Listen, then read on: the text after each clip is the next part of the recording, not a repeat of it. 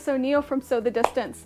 I'm so glad that you're joining me today as we look at another old quilt. Today we're going to look at a red, white, and blue quilt, and it is the Irish chain quilt. Now, I can't quite figure out if it's a double Irish chain, a triple Irish chain, a single Irish chain, so maybe you can help me with that and leave your answer in the comments.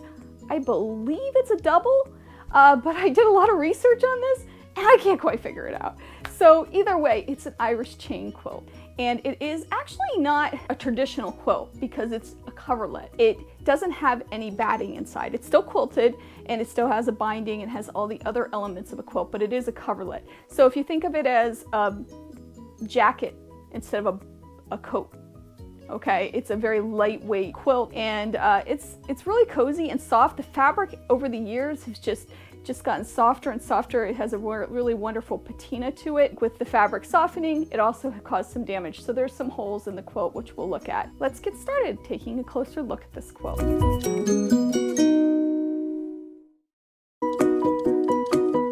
Closer look at this quilt. We can see the general makeup is 2 blocks, and I'll show you them right here. This is the first block.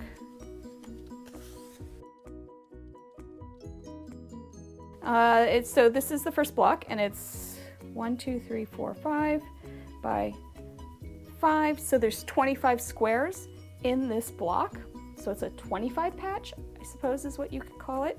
And the other square that makes up this quilt is right here. Okay. Now I want you to notice this quilter did not piece these in these corners.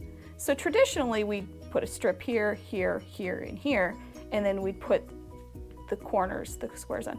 This quilter actually appliqued these pieces in, which is unusual. Usually you'll see that the quilter will piece these in, put the different pieces, sew them together here and put them in.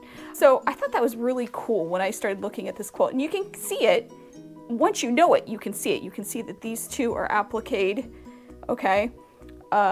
This is obviously appliqued, but the others are pieced. They are in fact pieced, and they're machine pieced. It was probably a little more work than piecing it, but then again, you know, there's more than one way to get to an end result, and this is a great example of that, and that's definitely a lesson we can take away from this.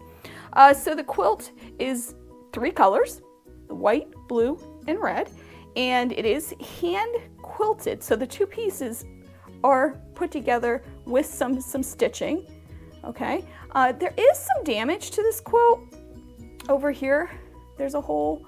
There's some other more significant holes that I'm gonna try to repair because I don't wanna see any of these holes get any bigger.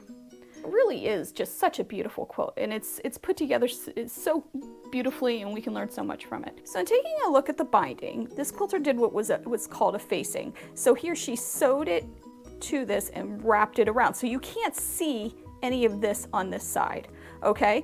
And hand stitched it, and the hand stitching is just meticulous. It probably would have been better in blue because you wouldn't have seen the stitches, but the white, you know, allows us to at least examine the stitches and see how this was put together. Another really neat thing about this quilt is the borders. So we got like this cool checkerboard type thing border going on, which is really neat too. And lastly, I want to show you the corners. So this quilter did not do a traditional miter of the corners. The maker actually folded it over this way and then folded it over this way and tacked it down. So you can see on the front, again, that facing, you're not going to be able to see that miter, but on the back you absolutely can. And again, there's a few repairs that need to be done on this quilt. One more significant than the other, which I'll show you here. But overall, it's a really cool quilt. So what lessons can we learn from this quilt? The first thing I think that is important to note is that if you can't achieve the look you want from piecing the pieces together, from sewing the pieces together in a quilt, you can applique things on top. So you can have a piece quilt and an applique quilt together, which is really cool. It can give you the effect that you want. Another thing I want you to notice about this quilt is the interesting borders. This quilt maker decided not to just do a straight edge border, that we have these wonderful rectangles in the border. And that is really, really cool too. The last lesson the maker can teach us is that we don't have to have perfectly mitered corners on your quilts. You can just fold them over like this. You do not have to do a triangle fold, and it's done very neatly here, and it doesn't take away from the quilt at all, and it's perfectly acceptable to do that. So we can be a little easier on ourselves as quilt makers.